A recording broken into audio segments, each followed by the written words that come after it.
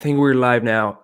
Everyone here in the Facebook group, if you are just stopping by, and I know it's about 2:11 p.m. Eastern Time, you know that we have a series of REI marketing and conversion series for real estate investors, for every single one of you that really want to know more about marketing tactics, actual strategies, and things that higher level people are doing that are taking them to multiple seven figures, and consistently getting their more deals. So we have right now a guest today. So we're gonna start the episode just in a minute, uh, because this guest is special to me.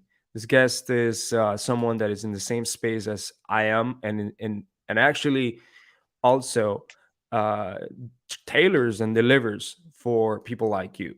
So he is a agency owner. All right, we're gonna dive in a little bit more about what else he does, because I'm pretty sure he's full of surprises. He's helped tremendous people.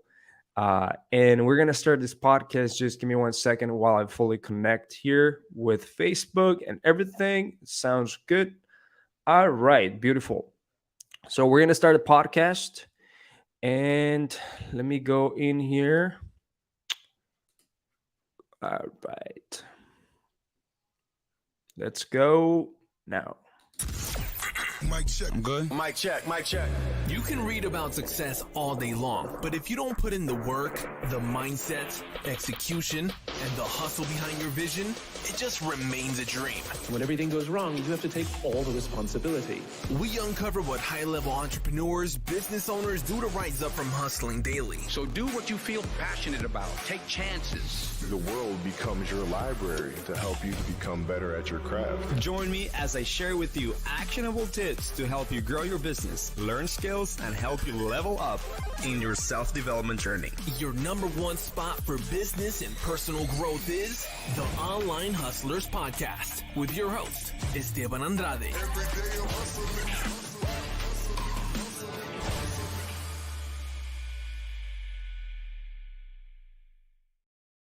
Hey, what's going on, guys? We are in a new episode of the Online Hustlers Podcast.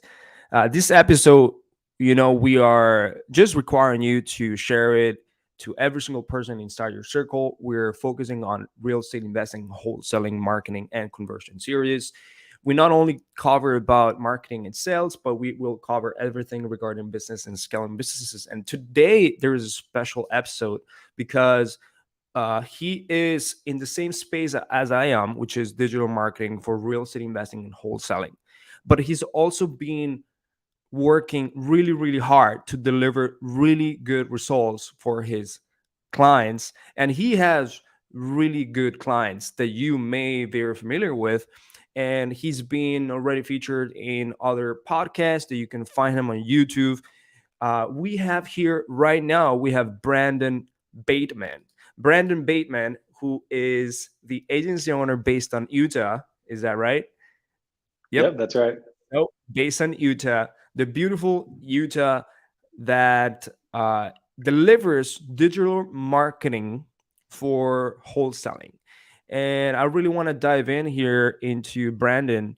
Again, please share with everyone because he has a successful agency and he makes his clients successful and scale by introducing inbound lead generation. I know a lot of you started with cold calling or SMS marketing, direct marketing, and in a sense, you start with the hustle, with the grind, and at some point, you really want to know, hey, I'm at a higher level, doing 5, 10 deals a month, and what else is there that doesn't require human power that can really help me scale? So that includes PPC marketing, Facebook marketing, YouTube, whatever it is that's coming, SEO, whatever is coming new in the digital space. We are always innovating and we're always being there since the beginning, using these incredible platforms that allow us to find people that need to sell their property.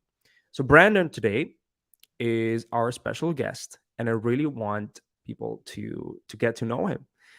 He actually is one of the persons that really kind of motivate me to start connecting with higher level groups, not only delivering really good results for my clients, but connecting with higher level groups so I can leverage these higher level groups and through leadership be able to put my name out there, because that's something that we lack of.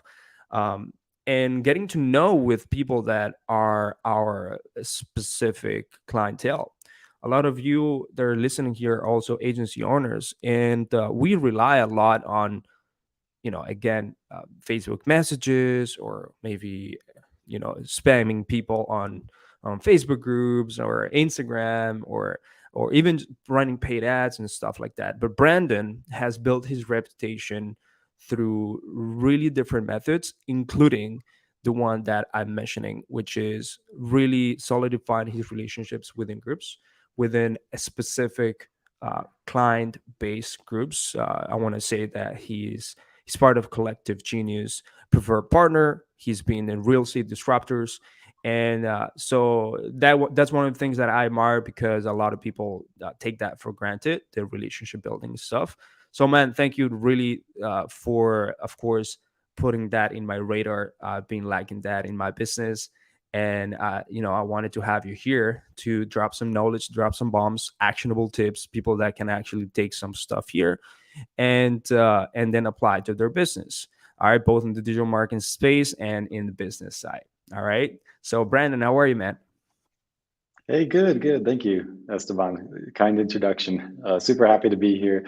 I know we messaged on Facebook a few times, but good to finally meet you as well. I know we've message exchanged messages a few times, and I have an admiration for people that are in the space.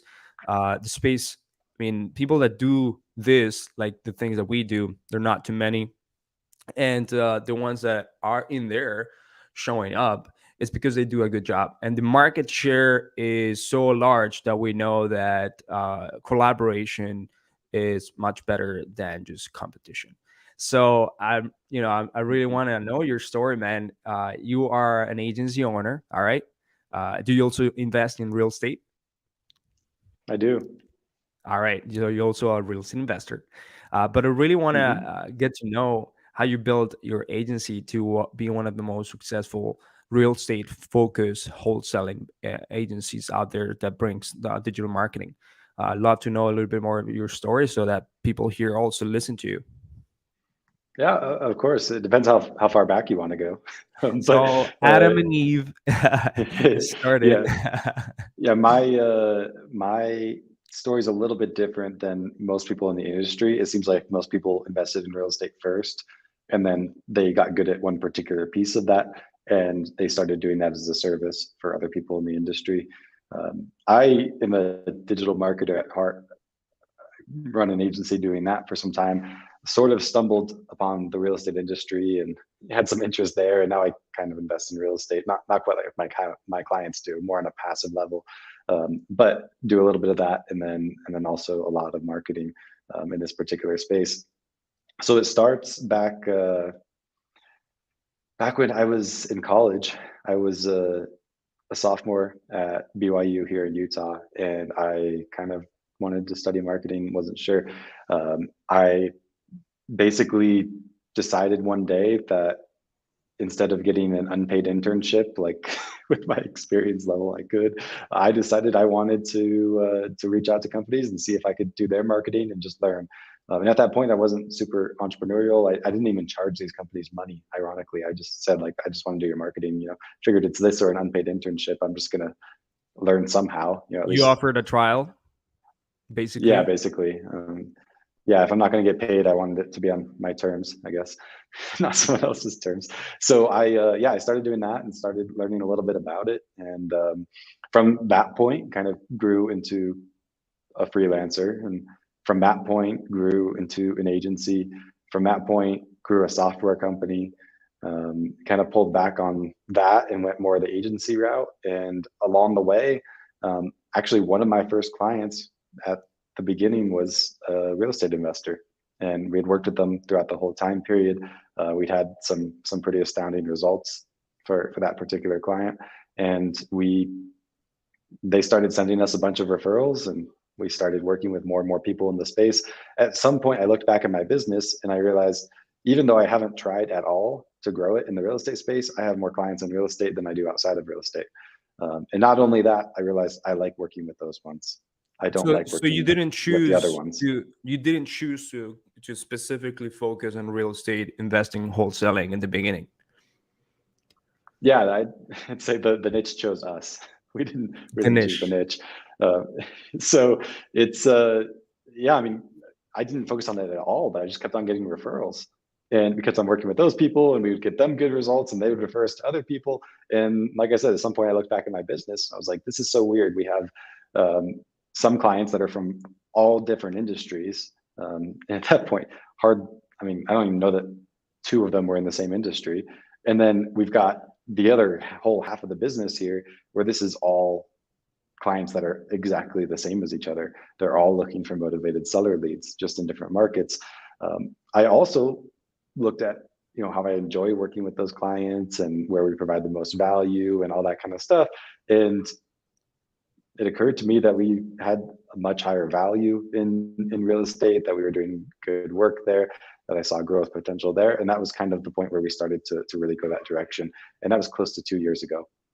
So That's awesome. So after that point, yeah, go ahead.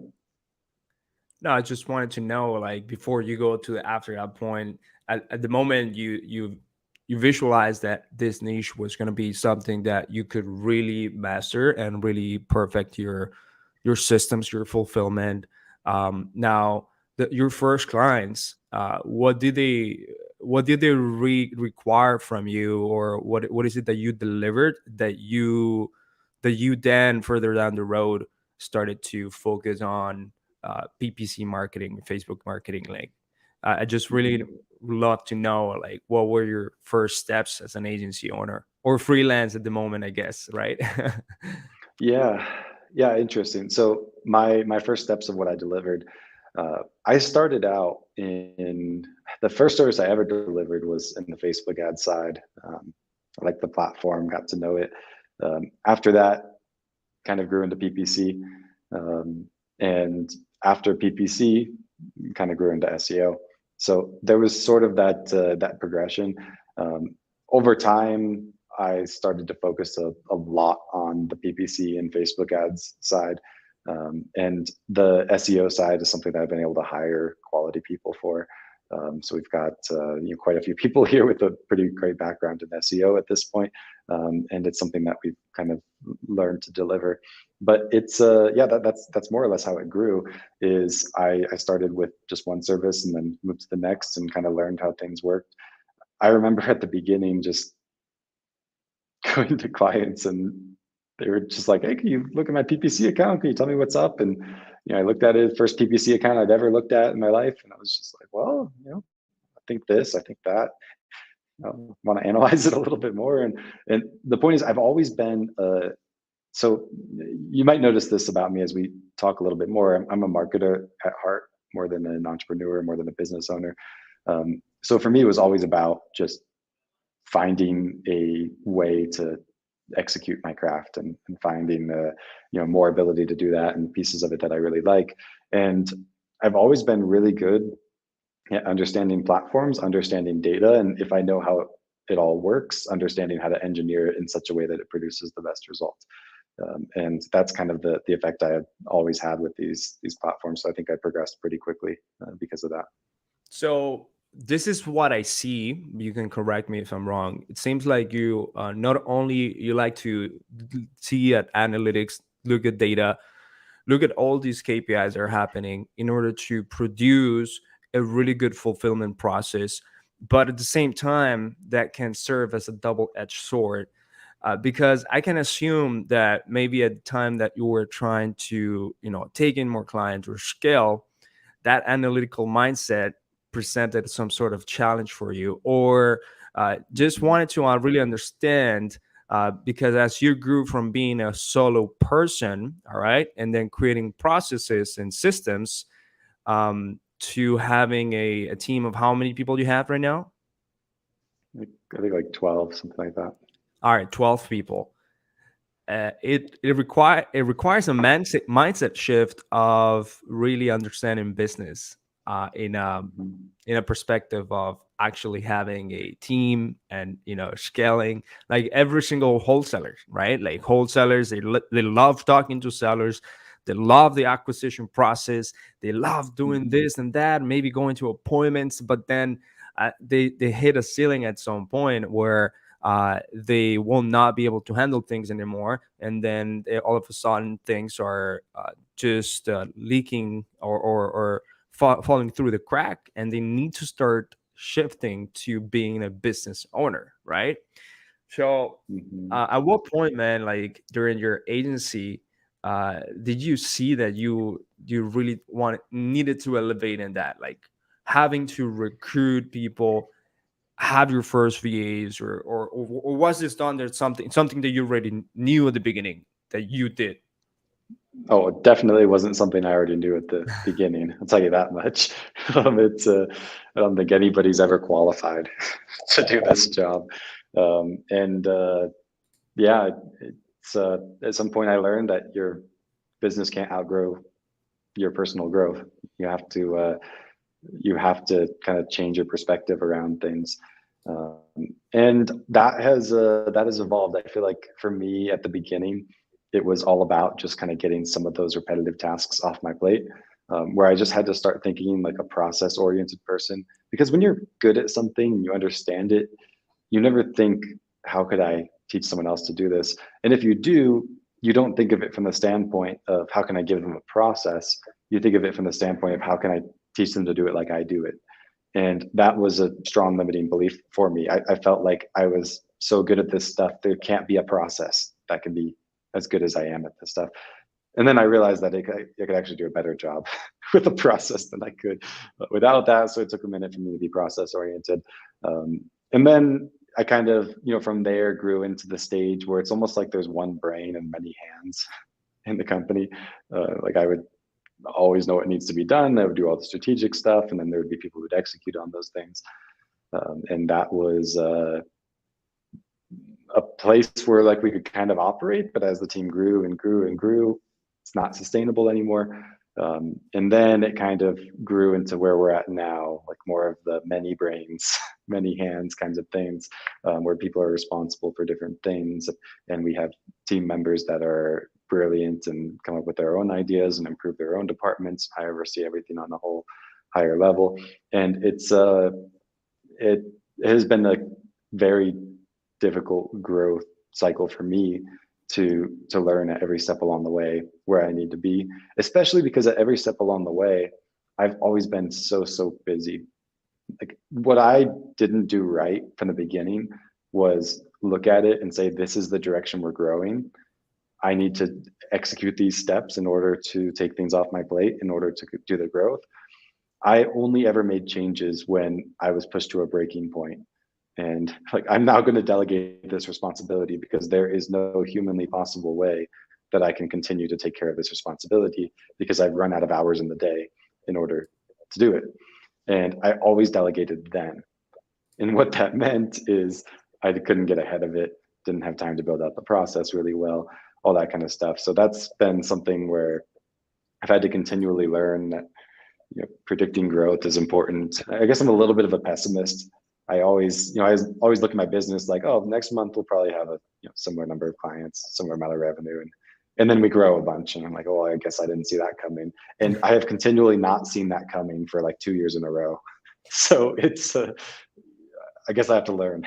I guess is my point. So scaling has been one of the biggest blessings, and one of the biggest things that also have uh, been hurdles within you. And I think a Yeah. lot of people that have a really good product, all right, have a really good service, and really just puts goodwill there in the entire marketplace, uh, and of course is able to sell this product, have these issues because they're not prepared for what's coming, All right. We have the same issues here because we have a good product, we have a good service, we have a really good will, and we work with people that are getting results. So one problem that we have that we also see wholesalers have is recruiting. All right. So finding talent fast. All right, but being able to hire them slow enough so that you don't make a mistake that it's not the right player in the wrong seat, right? Mhm.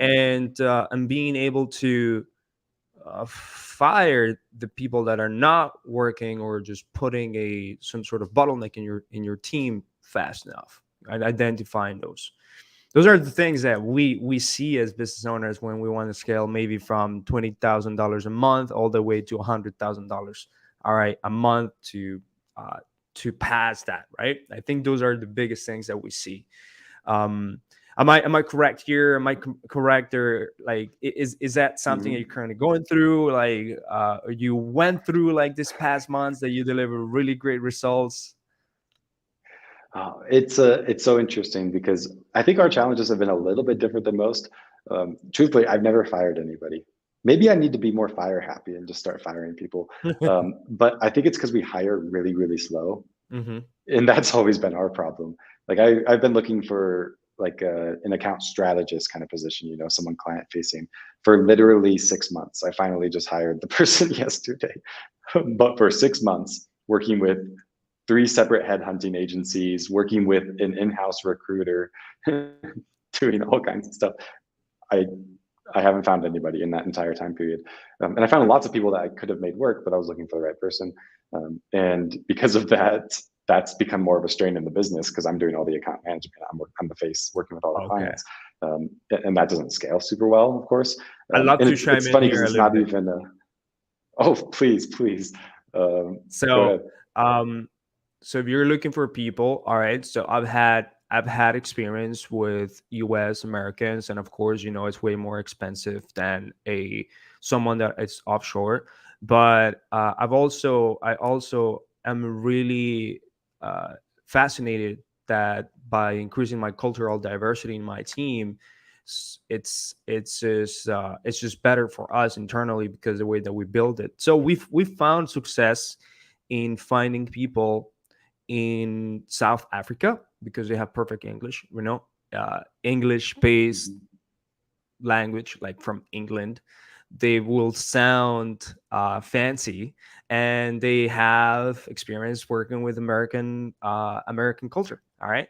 So South Africa is a place where if you want someone, even if callers, right, uh, agents to call, account managers, uh, just people itself. South Africa is a great place. All right, and also I found myself finding these websites. I'm gonna send you the website, but it's called Torre, and this website is building an algorithm based, kind of like a search website where is going to focus mostly on South Americans and Central Americans.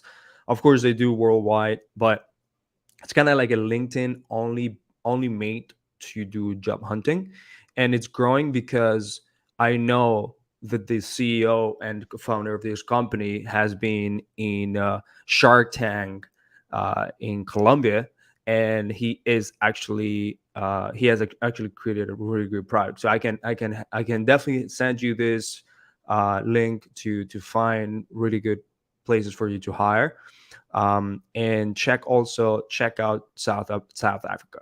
All right, if you haven't. All Yeah. right. Yeah, absolutely. I appreciate it. Yeah. Maybe I needed a mindset shift because we mostly, like, pretty much everybody comes into office. We have US based people. We've recruited heavily out of universities. It's been pretty good for us until we had to recruit senior level, and that's where we struggled more. And we have found Okay. people, but it's harder to find them. So it's yeah, it's interesting. But yeah, all we do offshore now is we have one VA that works probably 5 hours a week that we gave like one repetitive task to. And we haven't leveraged that very much. We probably could though. It's We just built it a little bit differently. But especially with the talent shortages that exist, I mean, you probably know as well as I do that recruiting and digital marketing right now is just insane. It's so Yeah. hard to find anybody that knows what they're doing.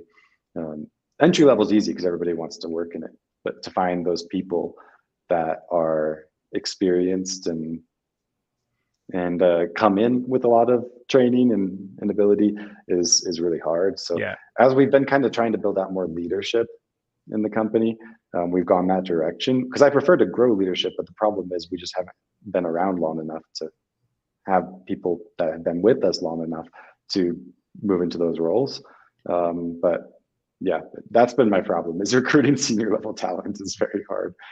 Yeah, one of the reasons why I actually highly recommend and take a look at myself at offshore, and not just locking myself on the radar of being only, let's say, Miami or where I am, is because I am limiting myself on the biodiversity of talent that I can have, right? So there is Mhm. going to be way more reach, just like whenever you do like nationwide targeting, right, on digital marketing, like you're going to be able to get more distressed sellers that are cheaper cost too, right? Like, I mean, some of them, they're going to be like outside of the range, or outside of the what you can dispo, but you definitely are going to have way more people that you can talk to, right? And I applied the same concept here with my hiring, and I do have local people. Those are more of the leader type of people, but I do have offshore, and I wanted to make sure that English, all right, and culture is one of the biggest things that they have to have, all right, and that they 100% meet our core values, all right, once we hire them. Okay. So being able to diversify my thoughts, be like, okay, now I'm gonna hire this Canadian. Okay, I'm hiring this American. All right. But let me also get outside of this, because I'm having a hard time in finding the mindset that it takes for this position. And let me open up doors to South Africa. All right. Let me open up doors to other places that speak perfect English, things like Mhm. that. So, I've been able to create you as a digital marketing agency. You know that you can create systems for remote virtual, like Mhm. virtual wholesaling. So we can definitely create also systems for remote jobs, and it's great. So that's one of the things. If you want to reach out to me about that, man, I'd love to help you, whatever it is. All right, uh, Mhm. if that's something you're struggling, Thank you. but Appreciate it. let's go back to Brandon Batesman. Bateman being one solopreneur and having his first clients, and discovering the real estate wholesaling and investing opportunity with Facebook ads, and then adding PPC. Um, so you've been always a very logical, analytical person. All right, that helps you a lot in making like assertive decision making, but I'm sure it also helps you, it doesn't help you in maybe making decisions fast enough. Maybe I'm mistaken. All right. No, uh, you're right. at what point did you start like passing that barrier of like, wow, this is like becoming an actual business that's thriving? Like, at what point was this, and how long ago was this? That's a really good question.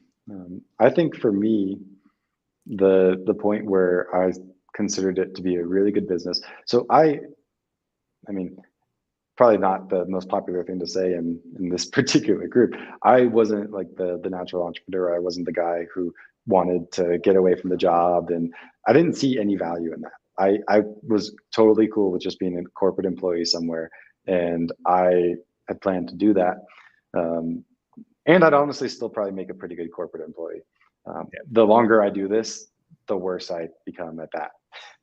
I've definitely changed some things, but starting out, a big issue I had with my mindset, that I didn't even know was an issue, and I guess that's the issue, is that I thought that it was so much safer to have a job than it was to be an entrepreneur.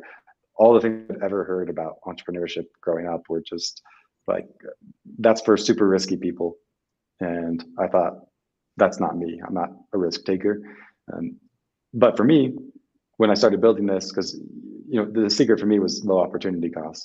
Right? I was looking, if I want to get into this industry, I'm either going to do work for free for a company or for free for clients. So, opportunity cost was extremely low.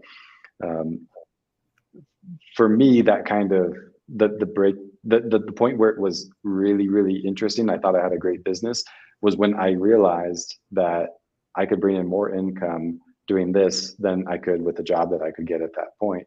And not just that, but when I got to like double, because even up to the point where I was making about double the money I could make with getting a job out of college, I still would have taken half the income, and of course very limited growth potential for the perceived stability of having a Right. job.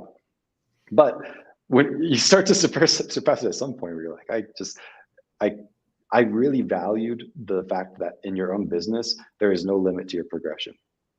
As fast as you're willing to progress, that's as fast as you will progress.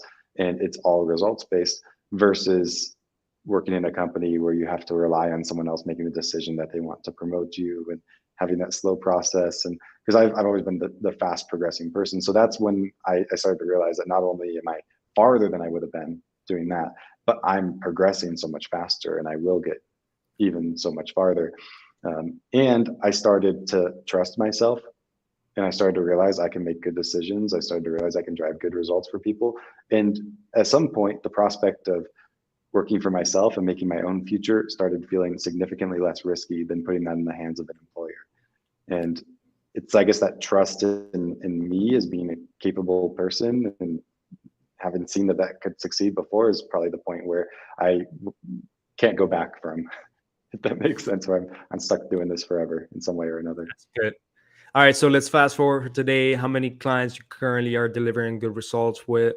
For like, how many clients you currently have in your belt, and who are the probably some of the clients you currently are working with, so that people understand like what's the level of fulfillment that you can actually give to people out there in the marketplace. Like, where are you right now in your agency? Yeah, good question. I'm just looking at some numbers the other month. I think right now we're operating in more than 80 different markets across the United States.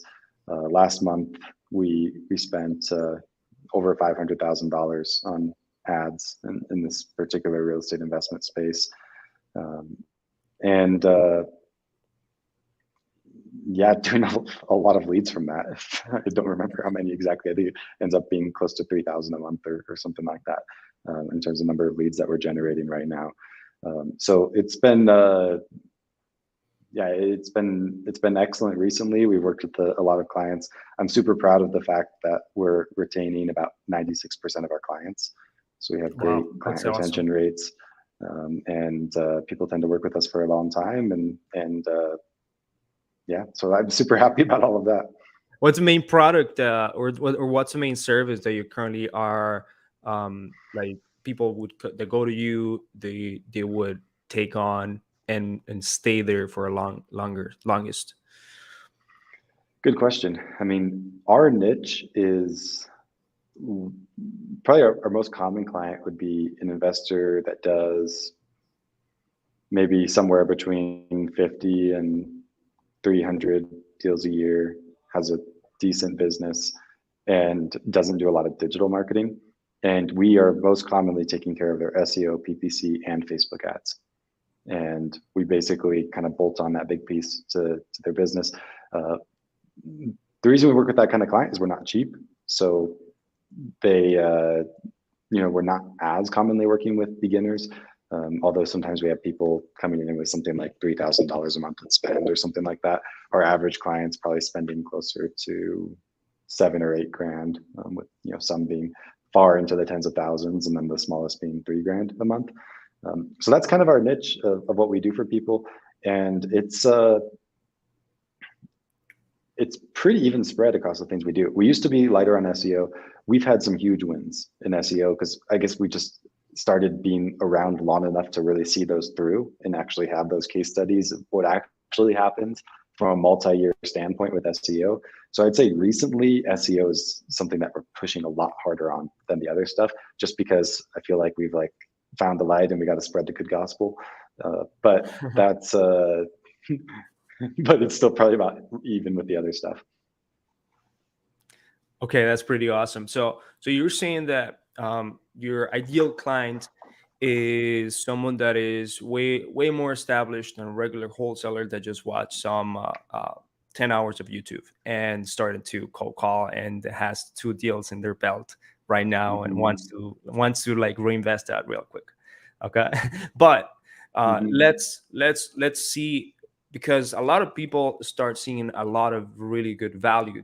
They see a lot of value in having inbound leads, motivated sellers that are coming from an inbound media channel, compared to the consistent workload that is required from outbound, and also the regulations that are being put in place every single day by carriers, by all these new laws about texting, cold calling, and things like that. But also the fact that it does take a lot of work, a lot of manpower to be taken care of.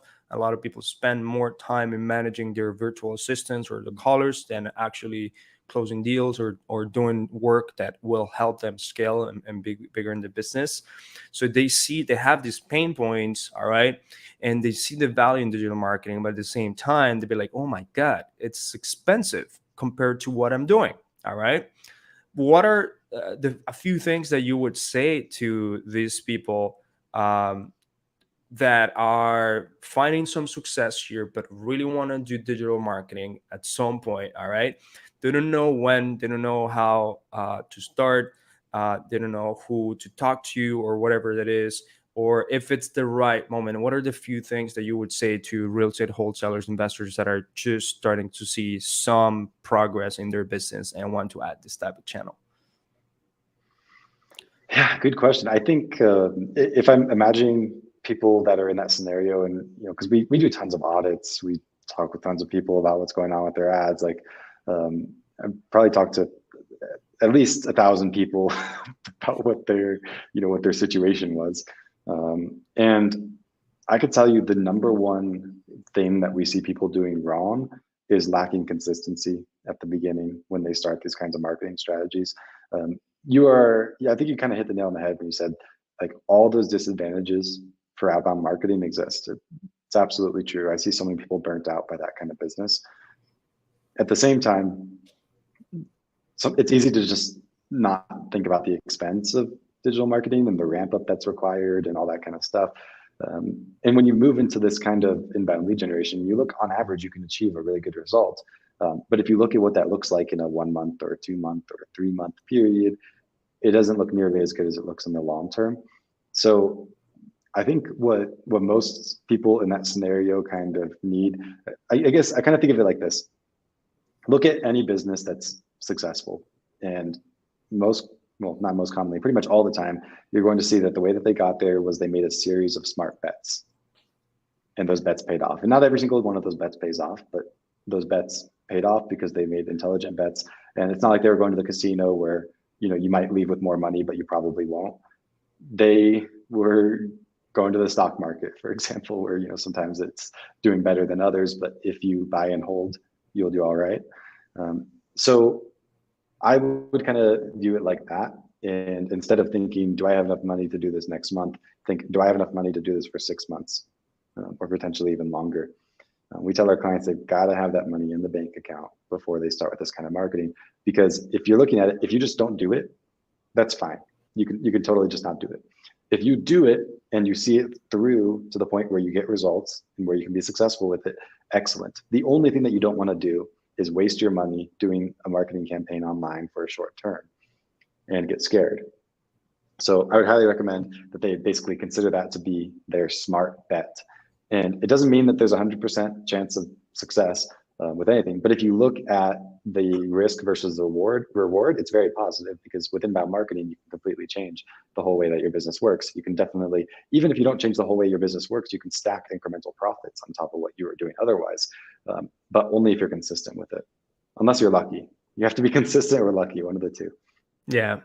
And I think a lot of people don't see that usually a marketing channel will require 3 to 6 months, because if you think about it, the compound effect of generating a lead, having that lead talk to you, maybe you're not going to close it right away, because when you take a look at data on statistics on sales, 98% of deals don't close in the first day or second day, second conversation. Only about 2%. If I'm being conservative, I think 2% is something that we see in any type of business. All right. So we're just talking statistics, and it actually applies the same thing with motivated sellers. Only the few, very few motivated sellers that are out there are going to like accept your contract right there, and are going to take little to no negotiation. Okay. And then the rest will require a nurture and a follow-up. They will require to be Mhm. there with them. Do not forget that they exist in the pipeline, and have consistently reminders within your team to go ahead and talk with the sellers. Go ahead and try to uh, just nurture and continuously build that relationship with that person until a negotiation happens, whether that's a wholesale cash deal, whether that's a creative deal, whatever it is that you do with the seller. But there's always going to be some sort of money in there when you see a compound effect, and that compound effect usually actually don't actually hit until like a few weeks or months out. All right, because it's a game of follow up. All right, and with inbound lead generation, you're spending money. Yes, Google is taking your money, Facebook is taking your money, and people just see this when they're not in this mindset of like, okay, it's going to take 3 months, 6 months.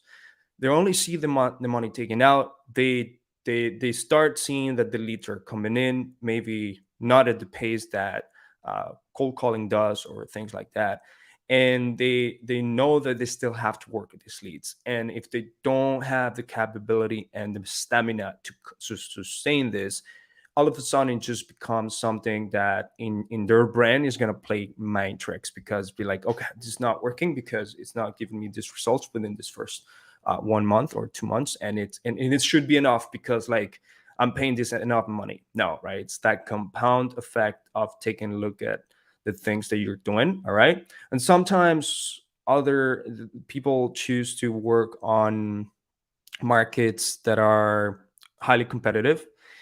They don't do, for example, statewide or nationwide, which allows them to have more lead flow and at a cheaper cost, right? And they still think and they still expect that the leads are going to come in consistently and at a cheaper because everyone is posting about it. All right, everyone's posting how they're getting leads from PPC. So again, they Mhm. fall into this trap of like, this is not working. PPC just does not work. But let's talk about why PPC works, why Facebook ads work. All right, I love to dive into this, man, because just a little bit of story behind everything. I started actually working my way into entrepreneurship because I felt uncomfortable of being super comfortable at the office. Okay, so I can tell you that when I got into corporate, I was a really good employee for the first 3 4 months. But I had this thing that I would get bored of what I do or just master what I do and then don't see it like something higher in those 3 1st months, because it's like after those 3 4 months, because it becomes repetitive usually. All right.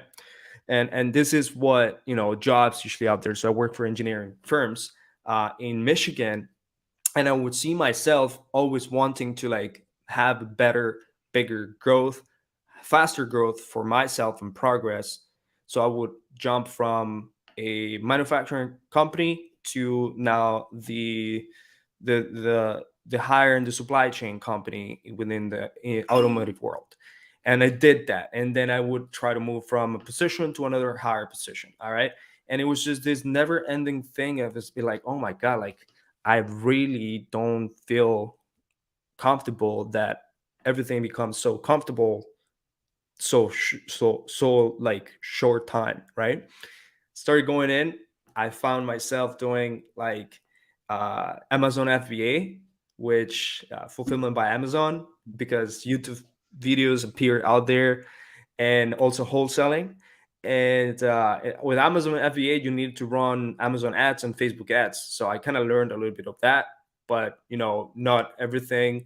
Uh, at that time, Billie Jean and Dan Henry were going really strong. Other Dan Kennedy and other marketers out there that were known, they were providing Facebook courses and things like that for Facebook ads. So I purchased some of these, and in order to run e-commerce ads, right? Me doing wholesaling or real estate investing kind of like transitioned me to like, why don't I just focus on that, just because Amazon FBA just taking a long time to develop and build out for little profits for each product. So that's how I went in Facebook ads. That was my first everything that I kind of like got in, and then I leveled up to be doing PPC, and we are just implementing a more serious SEO, just like you, right? But I'd love to understand from your end, um, what do you see from each one of these channels that is huge, and why people should consider it, and why maybe they should not, depending on what their business model is or their market or whatever, however that is they're doing. So let's start with Facebook. Let's go with PPC, and then after that we go SEO. All right. So Facebook, Yeah. Facebook lead gen. Oh, yeah, Facebook. I love Facebook. I don't know if you've seen this, but it has kind of a bad reputation in this industry. Yeah. So, okay, it's not just me, because there's places I go. You talk about these networking groups and stuff where it's like, just like, for example, I see someone post in the Facebook group and they're like, I was considering Facebook ads. What do you guys think? And there's like 20 people saying like, don't waste your money. This is horrible. All this kind of stuff. Because a lot of people have had a bad experience with it. Here's what I think about Facebook. Overall, it's our highest return on investment between the paid channels. If you look at PPC versus Facebook ads, with a small budget, Facebook outperforms PPC. With a larger budget, PPC often outperforms Facebook. So if we work with a more beginner level investor, Facebook is typically the go-to channel, both because of the stronger lead flow and because of the stronger ROI that you can get with it. If people don't like Facebook, the reason usually is that it's not a big volume channel. So I have clients that'll spend some money on Facebook, get a good return on investment, and then they're like, okay, let's spend 20 grand. And they're just in one market or something. And you try to push it there and it gets super expensive. So it's not it doesn't handle volume like some other marketing channels do. It's more of a kind of take the low hanging fruit sort of marketing channel. The other thing with Facebook is the lead quality is not quite as good as some of these other channels. If you compare it to, it's really interesting to compare it to something like cold call, where with cold call leads, I mean, it heavily depends on how they qualify their leads. But generally, I'd say a solid average is maybe it's taking people 60 leads to get to a deal in the cold call space, something like that. Whereas if you look at Facebook, we're usually 20 to 30 in that kind of range. It depends on how you're running campaigns.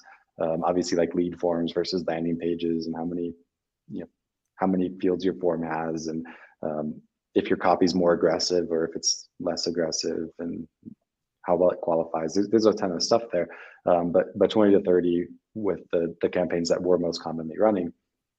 But the thing is, of those 60 leads that it might take to get to a cold call conversion, 60 of them are sellers who have a house to sell.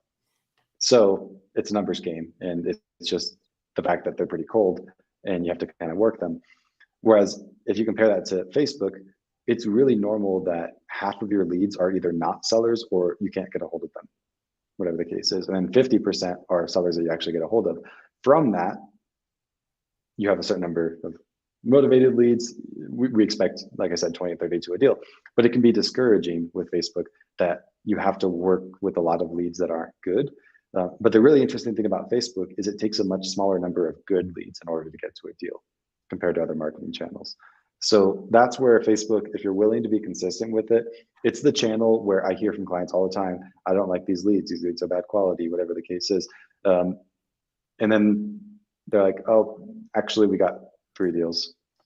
And it's just, I know it's happening every time, but it gives you that feeling that it's not working, and then it produces. Because it doesn't take many good leads in order to produce deals on Facebook. Uh, so that's Facebook. Okay, okay, okay. PPC, All right, hold on. So yeah, go. with Facebook, how much are you making your clients? You must have this as a minimum budget on Facebook for this to make sense for you. Like, what would you say the amount? So a big factor of that is management fees, because you have to have a good proportion of your spend to your management. Because of where we come in, we'd say like between the two of them, 3 grand would be the baseline. Um, More commonly, some are like 4 grand is a starting point for our clients. It also depends on if you couple it with other channels, because your management fees can be lower if you are doing multiple channels with most agencies, and because of that, you can potentially come in with a lower spend. Okay, so 3 grand, 4 grand. Yep, All right, and we do a minimum of a 6 month time frame on all right. every campaign. So you look at like what our like smallest clients are committing to when they work with us. It's basically 18 grand for a campaign, and goes up from there. Okay, awesome. Sounds good. Now, Hmm.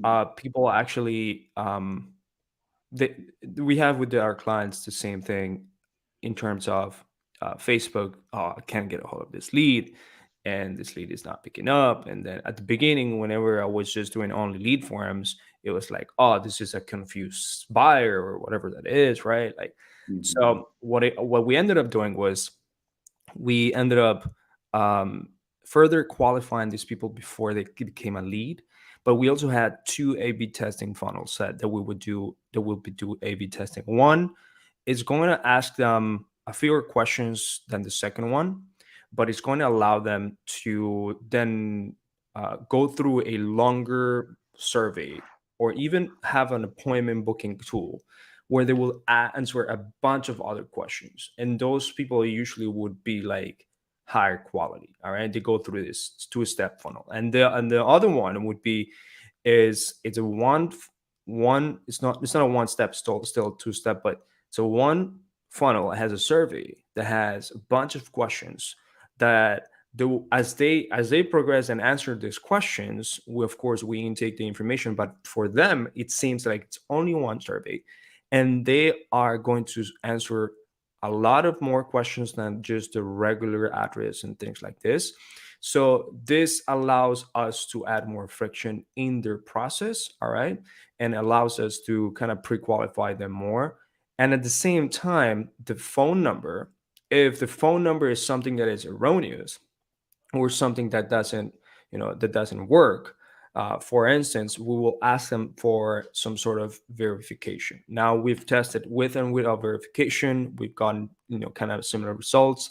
But one of the biggest thing is that we do confirm the address to be matched within Google Maps. All right, and this allows us to have an accurate address, so that when the client comes in, our directions to the seller, to the wholesaler, is be like, all right, so if the for some reason the number is wrong, not picking up the phone, first of all, make sure that it's not because it's disconnected. Usually we will know from Twilio whether this is a bad number, landline, whatever this is. It's not disconnected. If it is disconnected, then we have to skip trace this lead. All right. Like let's skip trace this lead, have your team or VA skip trace it, call these numbers because there's opportunity there. Somehow they give us, we don't know the reason, wrong number. All right. Or something happened. We also ask for the emails. There's another one, but they usually would answer more of numbers, text too. And this is the follow up, right? Like post getting the lead. And if for some reason they're not picking up the phone, it's a few things. It could be like, hey, you're not following up fast enough whenever they have this person on, whenever they're just recently filled out the form.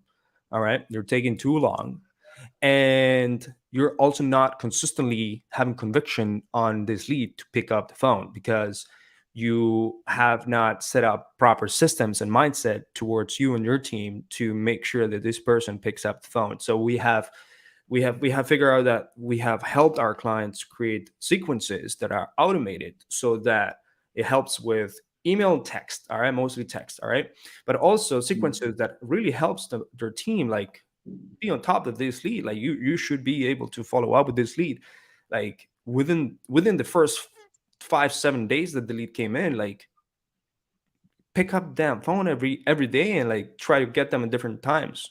You don't know what's going on with these people. You don't know where they are. Like maybe this guy filled out the form while he was in the car or while something was happening. You have no idea. So like get that going. All right. But so just wanted to like tell you what things can I want some of the things that we were able to do to increase that pickup rate and decrease the amount of bad data that kind of like comes in. Of course, it plays out. It might slightly change the cost per lead, but as you optimize, it's still good. So those are one of the things that we do. All right. So now Mm-hmm. PPC. Let's go to PPC. I love for you to talk to PPC about PPC. Yeah, PPC is, I think, from among our bigger clients, probably the favorite channel in most cases, if we're talking between Facebook and PPC. And the reason being, it has more volume, there's more capability of scale there.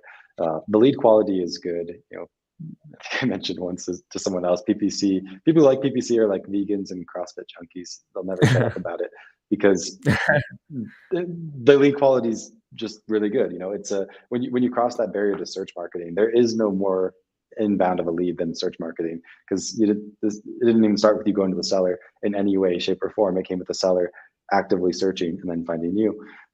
So because of that, PPC leads have a much higher quality, although they also have a much higher cost. And the difference in cost exceeds the difference in quality. That's why the cost per deal is higher with PPC. Because a lot of people think, well, I don't care what it costs as long as it's better. I mean, the point is the leads statistically compared to Facebook are about twice as good. The cost is statistically generally about 3 times. So therefore, you end up with a higher cost per deal, which is kind of the path that you're on anytime you do any form of inbound marketing. If you think about it, the stuff that's far outbound is going to be your cheapest cost per deal. Moving to semi-inbound like Facebook is going to be a little bit more expensive. Moving to fully inbound like PPC is going to be the most expensive because it's also the least number of leads to a deal. And it's yeah, I mean, outside of that, it handles a lot more scale, so you can do a lot more with that. It's a lot more friendly to a given size sales team, but it's the expense. So that's where with small budgets, we don't recommend PPC. Yeah. As your budget grows, I think PPC is more feasible, just because you can kind of get more, you can get a strong enough lead flow with it. Although the funny thing is, there's nothing about a small budget that doesn't work with PPC. There is no reason you can't use a small budget with PPC. But the thing is, with the small budget, you have to be extra consistent. And what we found is our clients that have a small budget on PPC, they run out of patience before they run out of money. And we find if they spend more and quicker, then they get to the result faster, even though it's a less efficient way of getting there.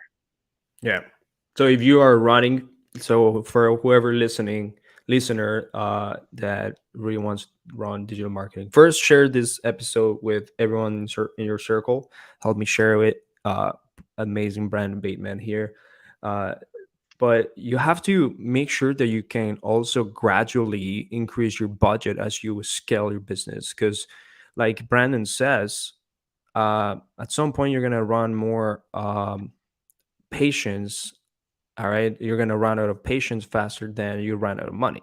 Okay, and that's one trick thing about PPC, like the budget, man. Like you have to have a considerate good amount of budget and really suck it up and like just think more of a high level business owner. Be like, I'm gonna put this amount. It's going to spit X amount for 3 to 6 month period. So that's the type of mindset like that you have to have.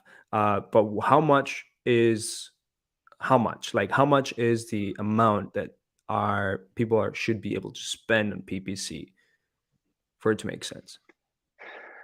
A big factor with that for me is I'm more willing to go with a smaller budget if they're targeting a wider area. for example, statewide or nationwide, because you just get so many more leads for the money. So again, it's less about what I'm talking about here is less about what you actually need in order to get results. It's more about what we need our clients to do in order for them to think that they're getting results. Because sometimes if you have a small budget, it's working really, really well for the budget size, but people just aren't impressed. Whereas if they were spending 3 times as much and getting 3 times as many leads, then they just don't need quite as much patience. But as a standard rule of thumb, 4 grand is kind of where we would be on the PPC side. We would occasionally push that a little bit lower if we're doing, for example, a nationwide campaign where it's not as where when you're going wide, you don't quite need as much budget in order to see the kind of results you're looking for. Yeah. So, do you think that wholesalers, like only wholesalers, like people that do cash deals, should be doing like PPC and expect the most effective ROI out of it, or or do you think they should be thinking bigger than just cash deals? Oh, you mean like creative finance or flipping or? Yeah, I mean, like skinning the cat different ways. Oh, That understood. Yeah, so same kind of marketing. I mean, honestly, of our clients that I consider to have successful businesses, I don't know any that don't have many exit strategies as part of their business. It's just one of those things that you have to do as you grow. Of course, at the beginning, you don't want to just shoot yourself in the foot screwing up a creative finance deal because it could have been a wholesale and you try to do something fancy that you don't actually know how to do, right? There's some level of focus that's helpful. But of our client base, we I probably don't have more than 5% of my clients that only wholesale. 95% of our clients have many exit strategies, including flip, including wholesale, including creative finance. Um, those are the big ones, of course, but there's yeah, highly recommended because you can get more out of your leads. and it makes sense, right? Because um, I mean, if you think about it, it's kind of like us, the agency. Like if we if we're going to only, let's say, tailor our advertising or our marketing towards people that have different needs in the marketplace, all right, and we can only deliver one service for that need compared to other people that are doing the exact same thing, because there's a lot of freaking wholesalers out there, all right, and they are able to tailor and solve problems in a higher level in different ways. um, you're adding way more value to people at the end of the day. It's a way to add value, right? Based on let's say if there is a formula to value, it's directly proportional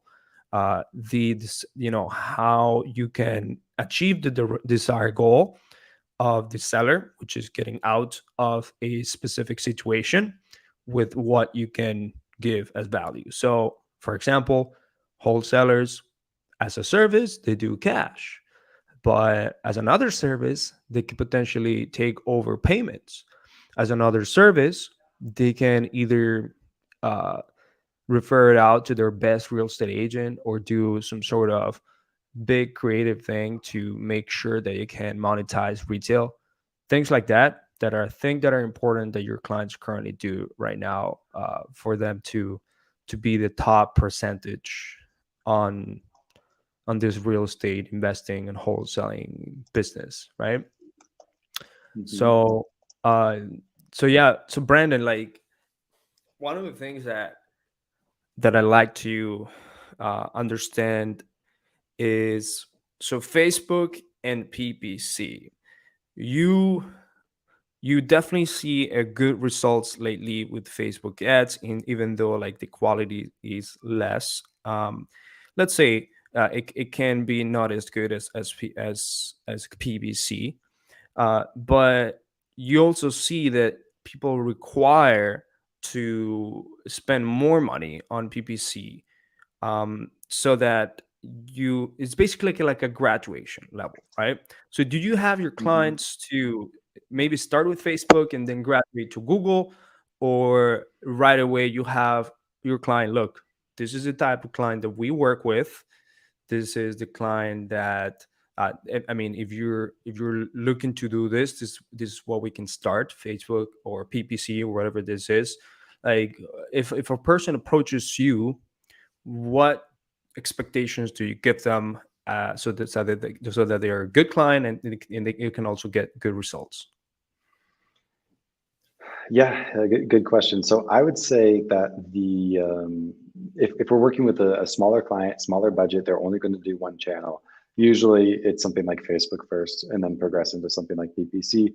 Although most of our clients start with both. I love running both simultaneously. It just takes more budget, but that gives us a higher success rate overall.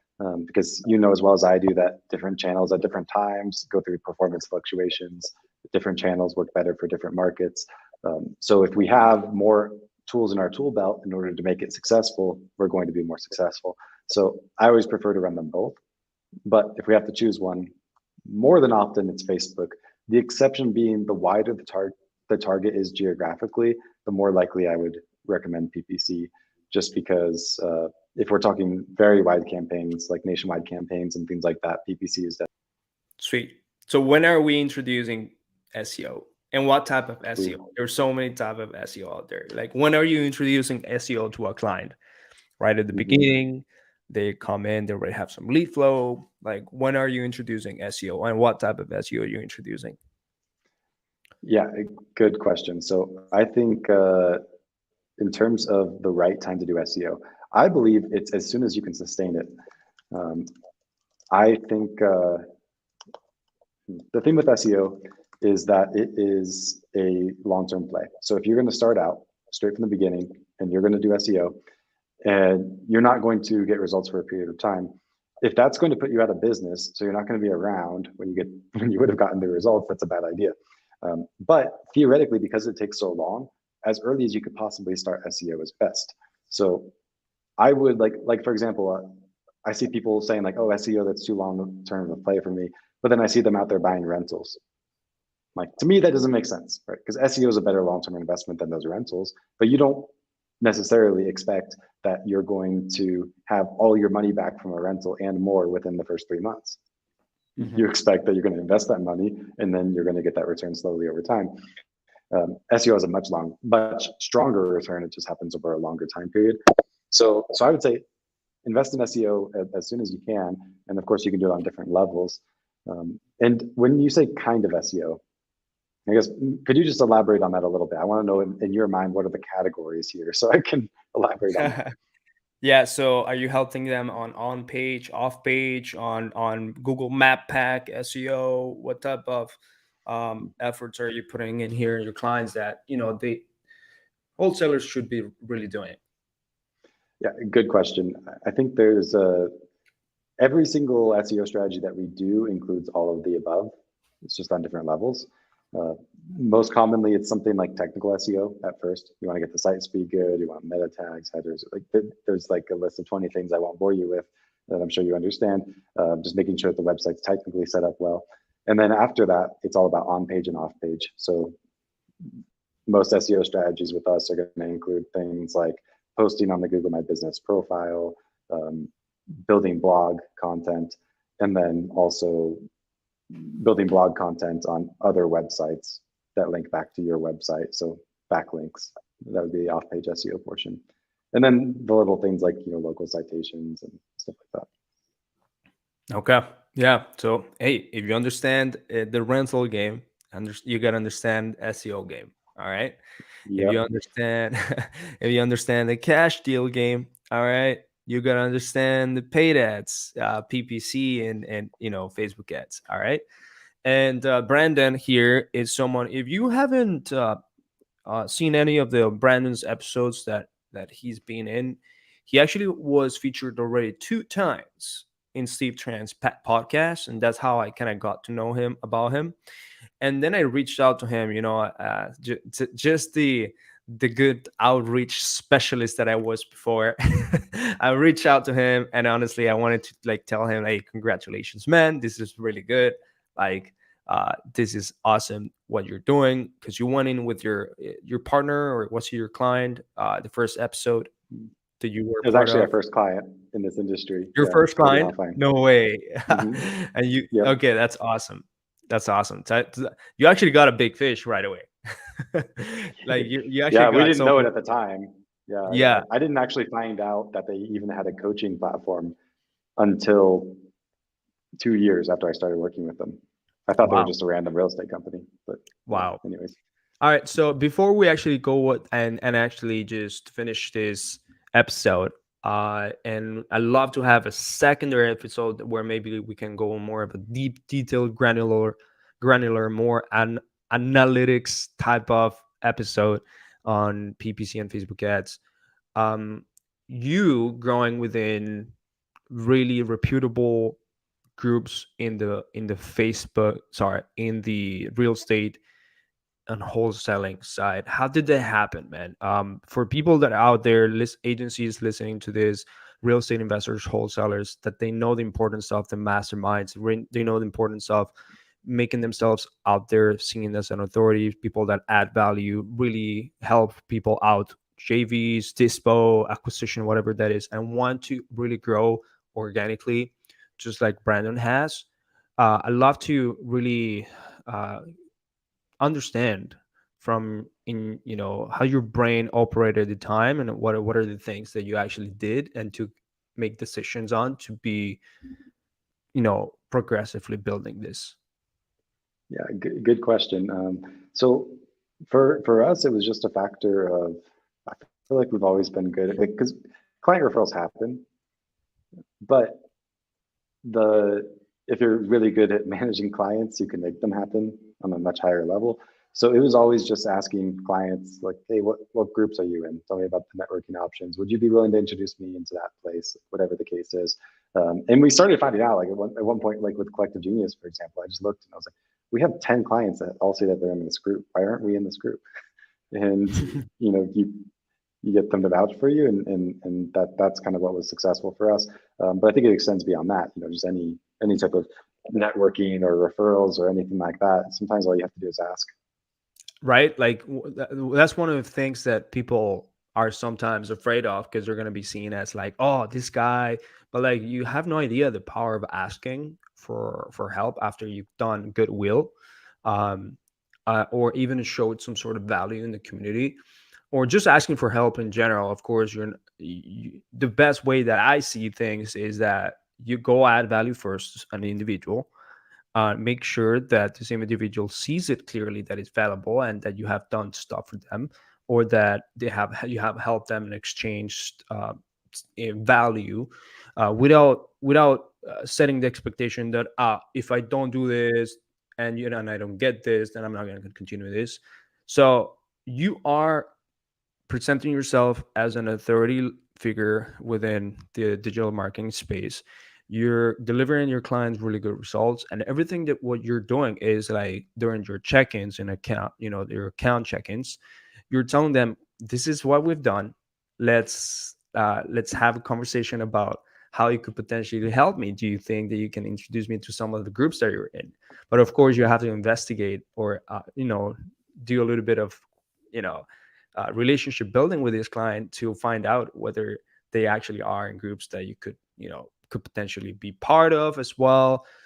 And this works a lot with wholesalers. Like there's a lot of different businesses out there that are working in the wholesaling real estate investing game. So for example, there is people that help with dispo JVs, right? So they only do dispos, they do JVs, they connect to people, they do transaction coordination. All right. There's businesses that are surrounded around these different processes.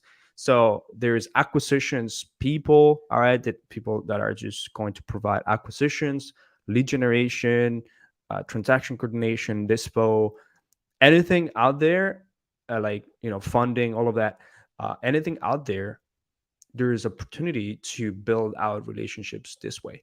Add value first, and then you'll be able to ask, just like Brandon said, and be part of these people. So who are the groups that right now are your clients are a part of? Collective Genius, I guess, real estate Hmm. disruptors, right? Yeah, um, I never thought of that as a group. I think Steve does have some groups and stuff, but I don't. I mean, I know Steve because he's a client of ours and stuff like that, but not much beyond that. By the way, Esteban, I want to give you a heads up. My computer's going to die any moment, so I don't want you to wonder where I went Not a when I problem. just You randomly gotta. disappear.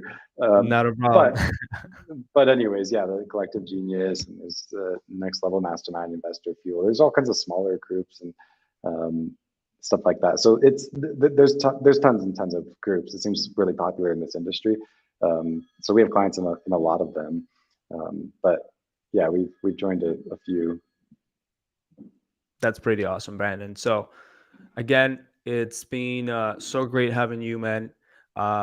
You seem to be one of those people that I love to have. Oh, this guy would be such a great integrator for the business, like the way that he thinks of, and he's also being a visionary as well because you have to be.